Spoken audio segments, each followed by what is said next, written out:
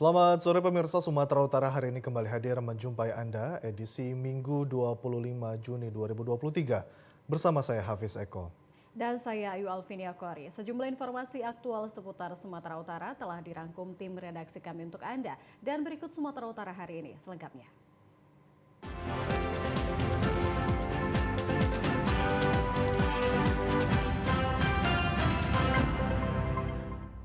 Pemirsa, warga Kota Medan dan Deli Serdang digemparkan dengan beredarnya chattingan geng motor yang akan menyerang masyarakat di kawasan Medan Marelan dan Helvetia Kecamatan Labuhan Deli pada Sabtu malam.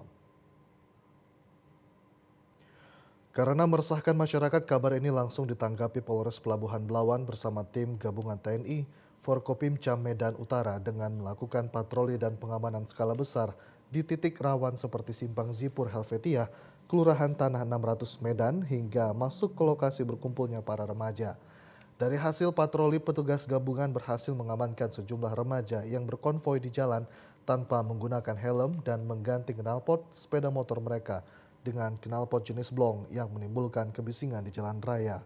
Selain itu, petugas juga menyisir lokasi permainan biliar di kawasan Medan Marelan dan memeriksa seluruh isi tas serta saku para remaja. Hingga menjelang pagi, petugas gabungan masih terus melakukan pengamanan di sejumlah lokasi rawan kejahatan jalanan. Meski tidak menemukan adanya tindak pidana, namun para remaja yang diamankan dihukum push up sebanyak 20 kali dan dihimbau pulang ke rumah masing-masing untuk menghindari kerusuhan. Kami sudah melakukan pemantauan terkait adanya berita viral di mana berita tersebut ada tertulis lokasi di Marelan. Nah, setelah kami lakukan penyelidikan ternyata itu tidak benar. Karena setelah kami kelilingi objek yang ada di dalam video yang tersebar tersebut, itu tidak ada di wilayah Marelan. Namun demikian, sampai saat ini pukul 2 subuh kami tetap akan melakukan patroli khususnya terhadap antisipasi geng-geng motor ataupun roda 2 yang konvoi yang meresahkan.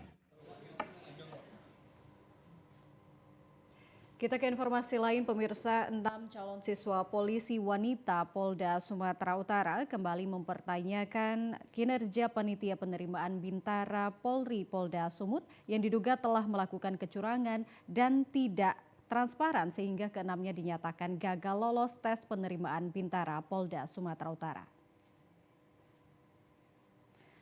Setelah beberapa waktu lalu mendatangi eks sekolah polisi negara Sampali di Jalan Bayangkara, Kota Medan guna mempertanyakan alasan panitia tidak meluluskan 6 chassis poluan ini, kini ke-6 chassis poluan ini kembali mempertanyakan janji panitia Polda Sumut yang akan membuka hasil penilaian KESWA atau kesehatan jiwa para chassis yang disebut sebagai tolak ukur penilaian sehingga ke-6 chassis ini dinyatakan tidak lulus. Sebelumnya ke-6 chassis poluan Polda Sumut ini dinyatakan tidak lulus sebab nilainya pada tes kesehatan jiwa atau KESWA terlalu tinggi sehingga masuk dalam kategori tidak memenuhi syarat. Panitia beralasan ke-6 chassis poluan ini memperoleh nilai KESWA hingga angka 80 dan disebut memiliki angka kebohongan yang tinggi. Kuasa hukum para chassis poluan ini, Jonen Naibahu, menyebut dirinya meminta panitia menjelaskan detail persoalan cara perhitungan penilaian KESWA agar tidak terjadi dugaan adanya kecurangan dalam penerimaan Bintara Polda Sumut. Sekarang kita mau menjelaskan KESWA ini. KESWA ini bukan hal rahasia lagi karena di internet itu ada, Bang. Dan soalnya tidak pernah berubah tahun ke tahun, tetap itu aja. Nah, dan tadi contoh soalnya seperti yang saya sebutkan tadi, bukan hal yang sulit. Nah, lalu kemarin datang panitia menjelaskan, sudah saya ingatkan supaya dirubah. Apa maksud panitia merubah chassis tersebut merubah? Artinya di sini juga ayahku seorang yang baik, dia menjawab ya. Kalau dia menjawab tidak, bagaimana? Betul nggak boleh sama semua jawaban kata panitia. Padahal pertanyaannya jawabannya hanya 2, ya dan tidak. Ketika 10 orang ujian itu pasti katakan 5 orang ada yang A, berarti 5 orang lagi apa tidak? Berarti bisa sama kan? Bukan harus nggak sama. Ya itu yang kita agak bingung juga keterangan tersebut dan disuruh kemarin katanya merubah. Pas pada saat gagal pertama disuruh lagi mengulang kedua, disuruh merubah. Sebagai langkah upaya hukum ke depannya, persoalan ini akan dibawa dan diadukan ke Komisi 3 DPR RI hingga ke Kapolri agar seleksi penerimaan anggota Polri ke depannya dapat berjalan adil dan transparan. Pemirsa, masyarakat Kecamatan Angkola, Julu, Kota Padang Sidimpuan keluhkan kondisi jalan provinsi yang semakin rusak parah dan tak kunjung diperbaiki.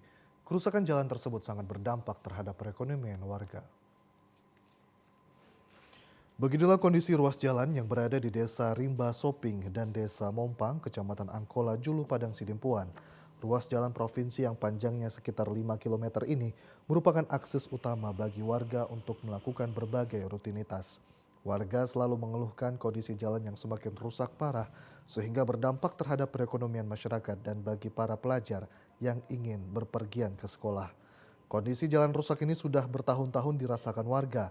Hampir di sepanjang ruas jalan ini dipenuhi dengan lubang yang diameternya sekitar 20 sampai 30 cm sehingga berpotensi mengakibatkan kecelakaan dan mengancam keselamatan pengendara.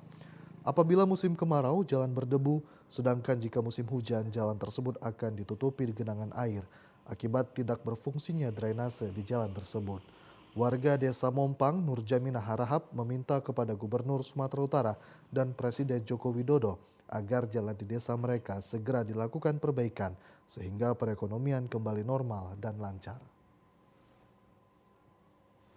Pada Bapak Gubernur Sumatera Utara, kami masyarakat Desa Mompang dari Batu Dadua ke Pokenjior sangat susah jalannya, Pak. Apapun hasil dari kebun kami jadi rugi masyarakat karena inilah, Pak, jalan rontoh sudah 4 timpah nampak ke bawah. Jadi anak sekolah pun terlambat, susah. Cuma 5 kilometer, Pak Jokowi. Harap bantu kami, Pak Jokowi. Masyarakat Desa Mompang, Rimba Soping, Pokenjior, Batu Dadua. Kami mohon pada Bapak 10.000 kali mohon harus dibangun, Pak Jokowi. Sapi jenis Brahman yang diberi nama Bawor dengan berat 1,1 ton sudah dipanjar pembelinya seharga 140 juta rupiah. Sementara sapi Rocky dengan berat 1 ton sudah dipesan untuk tahun depan. Sapi jenis Brahman milik Sugiatno yang beralamat di Jalan Pendidikan Dusun 5, Desa Telagasari, Kecamatan Tanjung Morawa, Kabupaten Deli Serdang, saat ini berusia 5 tahun. Sapi Brahman telah ditawar seharga 140 juta rupiah yang nantinya akan dijadikan hewan kurban. Bawor saat ini menjadi sapi terberat di Kabupaten Deli Serdang dengan bobot 1,1 ton. Untuk dapat mencapai berat 1,1 ton, pemilik memberi perawatan ekstra seperti dimandikan, tidur siang, dan diberi vitamin. Selain diberi makan rumput, Bawor juga diberi makan yang tinggi protein seperti dedak, bungkil jagung, dan ampas tahu. Sugiatno merawat Bawor dari usia 1 hari dan ada 4 ekor sapi jenis Brahman yang ia pelihara, namun tidak semua mencapai berat 1 ton lebih. Peternak sapi Brahman Sugiatno mengatakan biaya yang dikeluarkan agar sapi dapat seberat ini perharinya sebesar Rp50.000. Ini lahirnya tahun 2018 bulan April ini. Jadi dia udah 5 tahun 2 bulan ini. Ini kan bulan Juni. Untuk bobotnya saat ini berapa Bang kira-kira? Ini diperkirakan beratnya sekitar 1 ton 100 lah. Kayaknya 1 ton 100 ini. Jadi kalau dijual dengan harga berapa Bang? Kalau dijual maunya yang harga fantastis lah.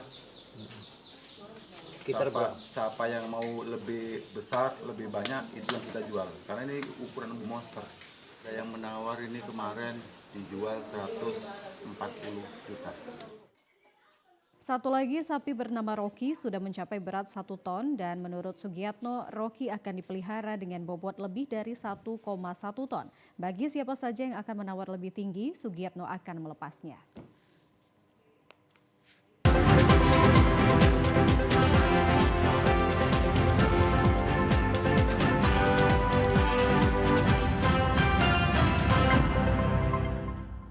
Safari Subuh Arafah Kodam 1 Bukit Barisan ke-55 dilaksanakan di Masjid Al-Hasanah, Kelurahan Sekambing D pagi tadi.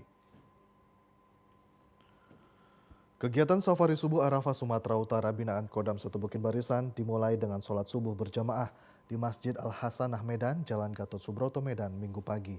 Safari Subuh Arafah ke-55 ini merupakan binaan dari Kodam 1 Bukit Barisan yang langsung dipimpin Pangdam 1 Bukit Barisan, Mayor Jenderal TNI Ahmad Daniel Khardin sebagai upaya menyebar syiar Islam yang dimulai dari masjid ke masjid. Kegiatan yang rutin dilaksanakan pada setiap hari Minggu ini, selain melibatkan prajurit TNI, juga masyarakat Sumatera Utara. Melalui program bimbingan mental Kodam 1 Bukit Barisan, Pangdam 1 Bukit Barisan terus mengedukasi jamaah Safari Subuh Arafah Sumatera Utara dengan akidah, akhlak untuk meningkatkan keimanan dan ketakwaan. Pada kesempatan tersebut, jamaah Safari Subuh Arafah Sumatera Utara menyerahkan kotak infak kejujuran, sandal masjid dan Al-Quran kepada Badan Kesejahteraan Masjid Al-Hasanah. Wakabintal Jahradam 1 Bukit Barisan Letkol Infantri Ahmad Saidi Harahap mengatakan kotak infak kejujuran sengaja didesain tanpa kunci atau gembok untuk merubah mindset masyarakat muslim agar saling mempercayai. Memberikan manfaat sesuai harapan kita seperti kotak infak yang selama ini digembok dan kita buat terbuka. Ini bisa merubah mindset kita berislam agar kita saling mempercayai tengah-tengah beramal ibadah ini. Badan Kesejahteraan Masjid Al-Hasanah Ruslan menuturkan, kedatangan jamaah Safari Subuh Arafah Sumatera Utara meningkatkan semangat para jamaah Masjid Al-Hasanah dalam beribadah. Mengucapkan ribuan terima kasih. Ini merupakan hal yang sangat bermanfaat bagi jemaah Masjid Al-Hasanah dan sekitarnya. Mudah-mudahan kedatangan Bapak Panglima beserta rombongan memberikan semangat kami dalam meningkatkan kualitas ibadah kami kepada Allah Subhanahu wa taala. Melalui Safari Subuh Arafah Sumatera Utara, Pangdam 1 Bukit Barisan terus mengajak kepada masyarakat untuk kompak dalam meramaikan masjid agar lingkungan masjid sejahtera. Yayasan Pendidikan Haji Agus Salim Universitas Medan Area mewisuda sarjana, magister, dan doktor sebanyak 834 lulusan di Gelanggang Serbaguna Kampus 1, Jalan Kolam Medan Estate, Sabtu siang. Pelaksanaan wisuda sarjana Universitas Medan Area ke-40 tahun menjadi sejarah baru karena salah satu perguruan tinggi terbaik di Sumatera Utara mencetak lulusan program doktor ilmu pengetahuan pertama kalinya sekaligus mengukuhkan 2 guru besar. Wisuda periode pertama tahun 2023 mengambil tema Universitas Medan Area 40 tahun unggul dalam mutu menuju kompetisi global sebagai wujud komitmen kebangkitan perguruan tinggi terbaik di era globalisasi dan digitalisasi ikut dalam mencerdaskan kehidupan bangsa. Rektor Universitas Medan Area Profesor Dadan Ramdan mengatakan terobosan melahirkan 2 orang dosen bergelar doktor dan guru besar sesuai dengan terbitnya Permendikbud nomor 3 tahun 2020 tentang Standar Nasional Pendidikan Tinggi mengatur tentang MBKM dalam peningkatan kompetisi perguruan tinggi berkualitas. Perkembangan teknologi informasi digital memberi dampak positif untuk memudahkan berinovasi, sehingga Universitas Medan Area mencanangkan tahun 2033 menjadi Green Digital University, terwujudnya beradaptasi dalam teknologi digital menjadi alat untuk memberikan kemudahan dalam memberikan pelayanan akademik maupun non-akademik, sehingga mampu berjalan secara efektif dan efisien. Kita siapkan SDM untuk mengikuti sejumlah pelatihan-pelatihan dan sejumlah pengguna di internal untuk meningkatkan kemampuan di dalam penggunaan aplikasi yang kita kembangkan. Dalam waktu dekat kita akan mengintegrasikan seluruh aplikasi yang dibuat, baik untuk pelayanan kemahasiswaan sampai pelayanan akademik. Dan juga kita akan melakukan penetapan standar baru dalam pelayanan menggunakan sistem digital tersebut. Sebagai generasi bangsa, lulusan Universitas Medan Area memiliki kemampuan untuk berkompetisi dunia kerja dan siap menciptakan lapangan pekerjaan terwujudnya pembangunan Indonesia yang maju. Guna mengenang perjalanan sejarah Gunung Simbolon yang berada di Nagori, Desa Dolok Simbolon, Kecamatan Panombean Pane, Kabupaten Simalungun, ribuan warga yang tergabung dalam Punguan Simbolon Dohot Boruna Indonesia PSBI melakukan napak tilas Gunung Simbolon. Napak tilas Gunung Simbolon ini dimulai dari Jalan Simbolon, Kecamatan Siantar Barat, Kota Pematang Siantar, yang dilepas oleh Ketua Umum PSBI Effendi Simbolon bersama Bupati Simalungun Radiapoh Hasiohalan Sinaga. Napak tilas Gunung Simbolon ini diikuti ribuan warga yang berasal dari Pulau Sumatera dan tergabung dalam PSBI melakukan konvoi menuju Gunung Simbolon dengan jarak tempuh perjalanan selama lebih kurang 1 jam.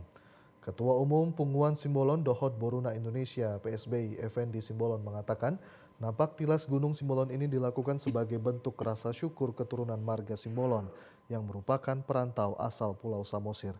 Akhirnya memiliki kampung halaman di lokasi kaki Gunung Simbolon yang berada di Kabupaten Simalungun. Rasa syukur kita lakukan napak tilas. Kita bersujud pada Tuhan, bersyukur, dan kiranya baik keluarga besar Simbolon dan juga keluarga besar dari kita semua diberkahi oleh Tuhan. Kurang lebih 100 orang mahasiswa dan juga para pencinta alam melakukan ekspedisi. Ya, kita sekarang ingin melakukan kunjungan kasih ke keluarga kita yang ada di sana. Mari kita sama-sama ke sana. Kita sambil menunggu tim ekspedisi yang tadi malam kemarin sudah berangkat dan bermalam di sana. Dan kita lihat nanti di sana. Sama-sama kita ke sana. Effendi Simbolon juga mengatakan selain untuk mengenang perjalanan sejarah Gunung Simbolon dengan melakukan napak tilas, PSBI juga telah menurunkan sebanyak 100 orang mahasiswa dan pecinta alam ke Gunung Simbolon untuk melakukan ekspedisi. Hal ini diharapkan dapat menunjang Gunung Simbolon sebagai lokasi objek wisata di Kabupaten Simalungun. Ribuan warga yang berasal dari Pulau Sumatera dan tergabung dalam Punguan Simbolon Dohot Boruna Indonesia PSBI terlihat antusias dan semangat mengikuti kegiatan napak tilas Gunung Simbolon yang dilepas langsung oleh Ketua Umum PSBI Effendi Simbolon pada pagi tadi. Ribuan warga PBSI yang melakukan napak tilas Gunung Simbolon dengan cara konvoi menggunakan mobil dan sepeda motor ini tampak semangat dan antusias saat dilepas oleh Ketua Umum PBSI Effendi Simbolon dari Jalan Simbolon, Kecamatan Siantar Barat, Kota Pematang Siantar menuju Gunung Simbolon yang berada di Nagori atau Desa Dolok Simbolon, Kecamatan Panombean Pane, Kabupaten Simalungun. Semangat dan antusias warga untuk sampai ke lokasi Gunung Simbolon ini tidak berkurang meski ribuan peserta napak tilas ini terpaksa harus berjalan kaki dikarenakan infrastruktur jalan menuju lokasi Gunung Simbolon mengalami kerusakan dan tidak dapat dilalui oleh kendaraan. Salah seorang peserta napak tilas, Hermawati Boru Simbolon, mengatakan dirinya bersama rombongan peserta lainnya tetap semangat untuk melaksanakan napak tilas sampai ke lokasi Gunung Simbolon meskipun harus berjalan kaki dengan jarak tempuh lebih kurang 1 jam perjalanan. Senang, cuman ada sedikit kendalanya masalah jalannya, hanya itu aja. Tapi kami tetap semangat di pesta menerobosi Gunung Simbolon. Kami tetap semangat. Semangat! PSBI is the best. Kedepannya jalannya diperbaikilah biar bisa PSBI suatu saat lagi perjalanannya mulus, nggak seperti ini. Karena banyak orang tua kami di tengah jalan lagi yang nggak bisa naik ke atas.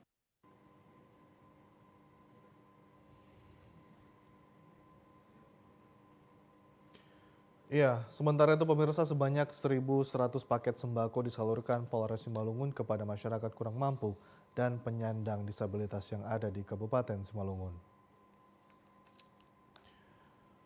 Penyaluran paket sembako ini dilakukan dalam rangka Bulan Bakti Polri Presisi guna membantu meringankan beban masyarakat yang kurang mampu.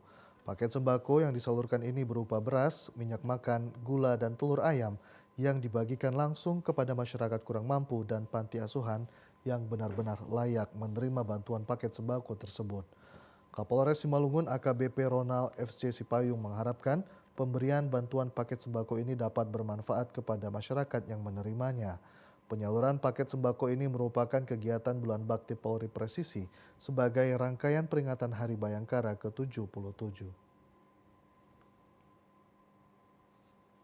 Kita akan distribusikan secara merata di seluruh Kabupaten Simalungun dan kita berikan kepada warga masyarakat yang memang betul-betul membutuhkan. sehingga bisa berdampak. Hari ini juga kita memberikan bantuan kepada masjid ini yang masih dalam proses untuk penyelesaian pagar dan gapura. Mudah-mudahan apa yang kita berikan ini bisa membantu dan mempercepat proses penyelesaian pembangunan.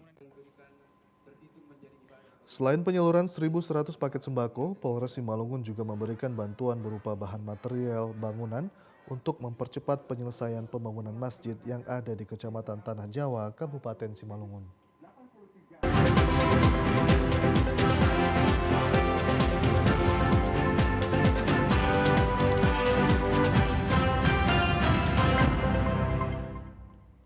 Dalam rangka memperingati Hari Yoga Internasional 2023, Konsulat Jenderal India di Medan mengadakan olahraga yoga yang diikuti ribuan peserta dari seluruh Sumatera Utara. Konsulat Jenderal India di Medan menggelar olahraga yoga untuk memperingati Hari Yoga Internasional 2023 kemarin. Dalam olahraga yang membutuhkan ketenangan itu, hadir juga aktor sekaligus instruktur yoga Anjasmara. Acara olahraga yoga dihadiri oleh seluruh komunitas yoga yang ada di Sumatera Utara. Untuk kegiatan Hari Yoga Internasional sendiri diikuti serentak oleh Kedutaan Besar India yang ada di Jakarta, Konsulat Jenderal India yang berada di Medan dan Bali. Konsul Jenderal India di Medan Subham Singh mengatakan kegiatan ini merupakan acara puncak yang diselenggarakan oleh pihaknya.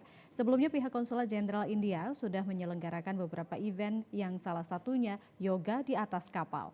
Instruktur yoga Anjasmara menyambut baik acara internasional yoga ini.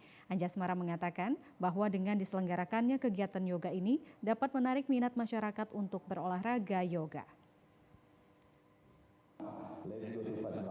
Alhamdulillah dengan diselenggarakannya International Yoga Day, maka dunia mengakui bahwa yoga merupakan salah satu olahraga yang diakui oleh seluruh dunia dan bermanfaat bagi seluruh masyarakat.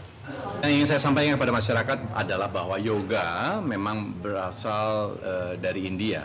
Akan tetapi dalam prakteknya yoga tidak memaksakan setiap orang yang mau beryoga untuk berpindah kepercayaan menjadi menjadi Hindu gitu. Yoga tidak pernah sama sekali memaksakan kita untuk berpindah agama. Untuk beginner pertama ada baiknya belajar khusus untuk beginner dulu sebelum Anda masuk ke cabang-cabang yoga yang ada di seluruh dunia ini. Ada baiknya Anda ambil kelas Hatha. Hatha yoga adalah basic dari seluruh yoga yang ada di seluruh dunia. Kita beralih ke informasi lainnya, pemirsa. Masyarakat merasa bangga atas prestasi yang diraih atlet Indonesia asal Bali yang telah mengantarkan Indonesia meraih kejuaraan pada kompetisi Surfing Internasional 2023 yang diselenggarakan di Afulu, Kepulauan Nias. Prestasi yang diraih perselancar Indonesia Made Pajar Ariana asal Bali yang menjadi juara satu pada event kompetisi Surfing Internasional tahun 2023, Kabupaten Nias Utara menuai pujian dan kebanggaan para pengunjung yang menyaksikan rangkaian event itu hingga babak akhir kemarin. Kebanggaan tersebut terlebih lokasi penyelenggaraan event kompetisi surfing pada pantai Turedawola Afulu bersebelahan dengan Pulau Wunga sebagai pulau terluar Indonesia dengan ketinggian ombak mencapai 7 meter. Namun bisa ditantang oleh perselancar tersebut. Menurut salah seorang warga, hasil sport surfing ini digolongkan terbaik meski perdana diselenggarakan di daerah itu.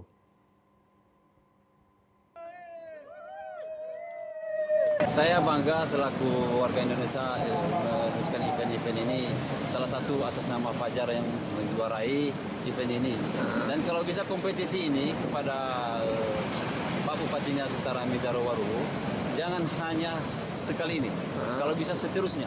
Sisi positifnya itu menambah kegiatan lagi selanjutnya, sebagai ekonominya sangat luar biasa, ada kemajuan. Dan itulah harapan kami sebagai warga di sini, supaya terus menerus kegiatan ini berkelanjutan. Lokasi wisata pantai Turedawola yang baru perdana diperkenalkan sebagai lokasi surfing dapat disejajarkan dengan pantai Lagundi, Sorake, Nias Selatan yang dijadikan tempat surfing nomor 2 di tingkat dunia. Untuk itu penataan infrastruktur dan sarana pendukung masih perlu dibenahi guna mengundang daya tarik wisatawan Nusantara dan mancanegara. Mengisi waktu libur sekolah anak-anak di kawasan desa Helvetia melakukan balap burung merpati. Hal ini mereka lakukan agar bisa bermain dengan teman-teman secara positif dan tidak bergantung dengan gadget mereka. Beginilah cara bocah yang didominasi dari pelajar sekolah dasar dan sekolah menengah pertama mengisi waktu libur sekolah. Agar tidak ketergantungan gadget selama masa liburan, mereka mengisinya dengan cara bermain balap burung merpati. Memanfaatkan jalan yang jarang dilalui kendaraan dengan leluasa, para bocah ini bermain balapan burung merpati. Cara bermain balap merpati, balap ini adalah dengan menjadikan burung merpati betina sebagai umpan dan dengan jarak sekitar 100 meter, para bocah ini melepaskan merpati jantan untuk menuju merpati betina. Tak jarang permainan balapan merpati diiringi dengan teriakan unik dari sang joki sembari mengayun-ayunkan si betina hingga nantinya merpati jantan mendarat di garis finish. Salah seorang pelajar sekolah menengah pertama, Miram Baksa, mengatakan dirinya bersama teman-temannya sengaja bermain balapan merpati untuk mengisi waktu libur sekolah dan sengaja tidak bermain gadget agar tidak merasa jenuh saat libur sekolah. Kami bang, kalau di sini kami main merpati bang, cuman untuk ngisi liburan sekolah biar supaya nggak bosan. Kami di sini mempunyai handphone, tapi kami bosan dengan handphone itu sendiri. Jadi kami meluangkan waktu untuk bermain merpati giring ini, dibalap-balapkan supaya bisa bisa terhibur kami di sini bang. Sepasang bang, yang kami lepas ini jantan, yang kami kelepek itu betina bang. Hampir setiap hari bang, tapi kami ada off sehari 2 hari gitu bang. Ya, kami anak sini yang palingan yang kecil-kecil ini anak Pondes gitu. Salah satu desa di Kecamatan Panyabungan Selatan, Mandailing Natal menciptakan arena permainan tradisional bagi anak-anak agar lepas dari kecanduan bermain gadget atau handphone. Di Desa Roburan Dolok, Kecamatan Panyabungan Selatan, Kabupaten Mandailing Natal, kini memiliki arena bermain tradisional bagi anak-anak warga desa. Arena bermain ini diciptakan untuk menghindari kecanduan terhadap gadget atau bermain handphone. Langkah ini pun disambut positif warga, khususnya para orang tua. Halaman rumah warga dijadikan lokasi arena bermain anak-anak ini agar selalu ramai. Berbagai jenis permainan tradisional ada di lokasi ramah anak ini, di antara lain enggrang batok, enggrang bambu, congklak, dan juga sebuah taman bacaan bagi anak-anak. Hampir setiap hari lokasi ini ramai dikunjungi anak-anak untuk bermain bersama teman-temannya. Para anak-anak ini pun mengaku senang dan terhibur dapat bermain sambil belajar di tempat yang disediakan perangkat desa dan warga.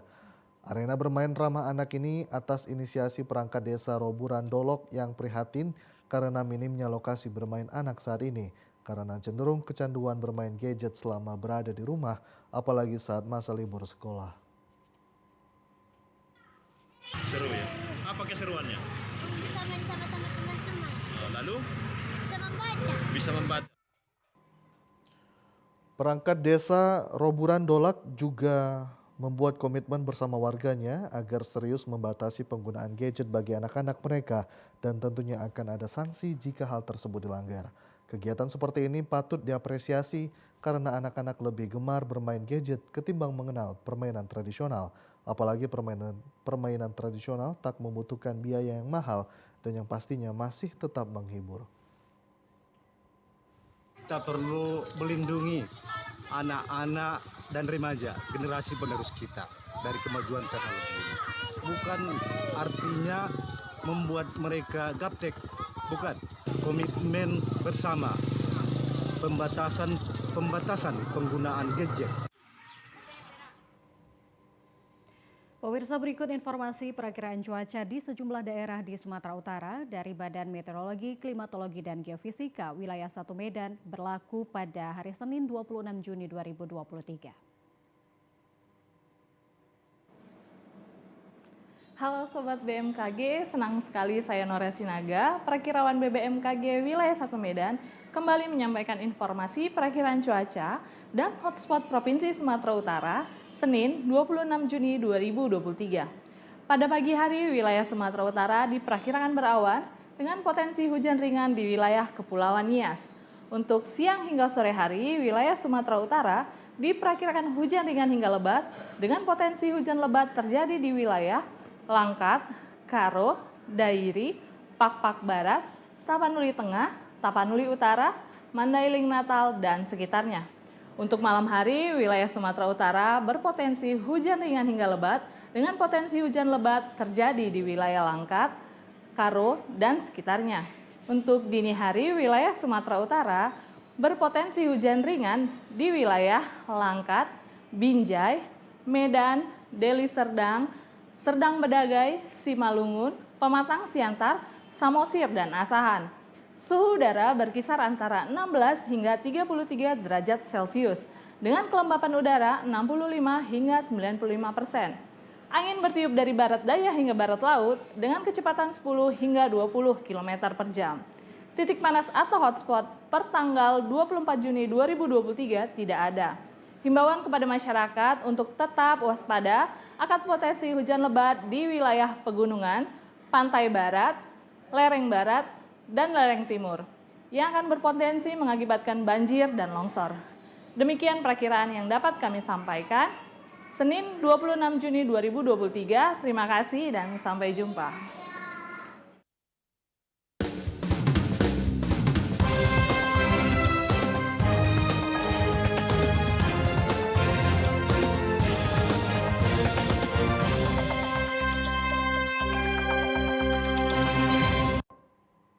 Hasil sidang Majelis Pertimbangan Jumat pagi terkait penyelesaian kerugian daerah hingga saat ini senilai 312 juta rupiah.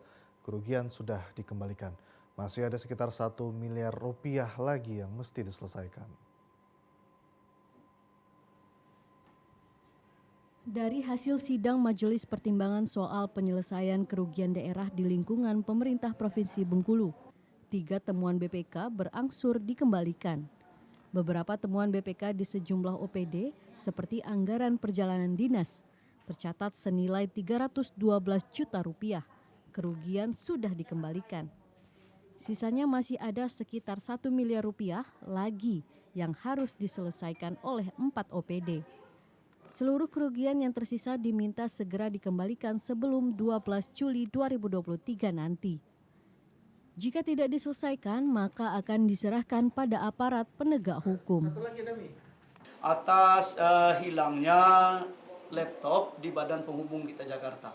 Tetapi laptop itu sudah diselesaikan, sudah diganti, sudah di-store ke kas daerah ya. Sudah di-store ke kas daerah hasil kerugiannya dan persoalannya sudah selesai. Dulu sudah kami putuskan dengan majelis hakim, tapi pada waktu itu keputusannya untuk menyelesaikan ganti rugi.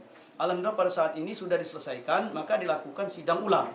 50% sudah balik kasda, tinggal 35%-nya tolong betul-betul segera para pihak terkait itu mengembalikan di tanggal maksimal 60 hari setelah terima laporan BPS kita tanggal 12 atau 13 Juli. Kalau angkanya itu berapa miliar? Temuan lainnya terkait penyelesaian ganti rugi oknum PNS yang sudah meninggal dunia tersisa 46 juta rupiah. Majelis Pertimbangan akan memanggil keluarga untuk penyelesaian ganti rugi. Sebab ahli waris terkait diketahui sudah meninggal dunia sehingga tidak bisa diselesaikan karena dana pensiun dihentikan. Sedangkan temuan BPK soal hilangnya laptop milik pemerintah daerah di Badan Penghubung Jakarta sudah dinyatakan selesai. Ganti rugi sudah disetorkan ke kas daerah. Lucia Mayangsari, TVRI Bengkulu melaporkan.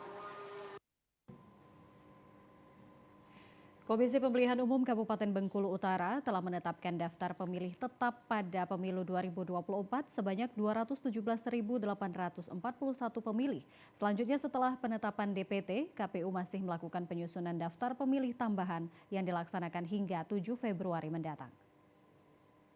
Berdasarkan rapat pleno, daftar pemilih tetap pada pemilu 2024 di Kabupaten Bengkulu Utara telah ditetapkan sebanyak 217.841 orang. Terdiri dari 110.590 pemilih laki-laki dan 107.251 pemilih perempuan. Ketua KPU Bengkulu Utara Suwarto mengatakan, setelah tahapan penetapan DPT, pihaknya akan melaksanakan penyusunan daftar pemilih tambahan atau DPTB yang pelaksanaannya akan berlangsung hingga 7 Februari 2024 mendatang. DPTB ini bertujuan agar masyarakat yang telah memiliki hak pilih namun tidak tercatat dalam DPT karena belum memiliki data kependudukan dapat ikut memberikan hak suara serta mengurus data kependudukan.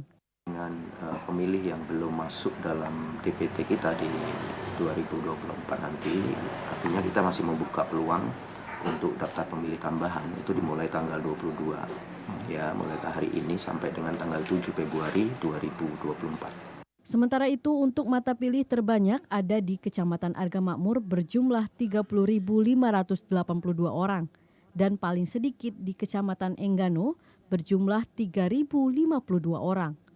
Dari Kabupaten Bengkulu Utara, Aisyah Dini melaporkan. Jelang pelaksanaan pemilu 2024, generasi muda diminta tidak apatis dengan proses demokrasi dan politik. Partisipasi pemuda diharapkan dapat menciptakan iklim demokrasi yang berkualitas. Asisten 1 Pemda Bengkulu Selatan Isran Kasiri mengatakan sebanyak 107 juta atau hampir 60% pemilih di Indonesia pada pemilu serentak 2024 mendatang didominasi oleh kaum pemuda. Untuk itu, Isran berharap kelompok pemuda dan mahasiswa harus melek politik dan jangan apatis terhadap proses demokrasi, politik dan kepemiluan. Selain itu, pemuda juga harus tampil sebagai kelompok yang proaktif, memperjuangkan dan menjadi pemicu masyarakat dalam mewujudkan pemilu yang sehat, cerdas dan berwawasan kesejahteraan. Dimulai dari pemuda itu sendiri. Mereka tidak antipati terhadap pemilih itu sendiri. Dan konsep untuk dalam perubahan itu, untuk kedepannya, mereka lah nanti yang akan melanjutkan kepemimpinan ini. Oleh karena itu sekali lagi kan peran dari masyarakat, peran dari pemuda maksud kami itu sangat-sangat mendukung dalam kelancaran pelaksanaan pemilu, baik pemilu legislatif dan pemilu kepala daerah. Dari Kabupaten Bengkulu Selatan, kontributor TVRI Bengkulu melaporkan. Ya pemirsa, informasi tadi sekaligus menutup perjumpaan kita pada sore hari ini. Saya Hafiz Eko Diantoro. Dan saya Iwal Viniokori. Terima kasih, selamat sore dan sampai jumpa.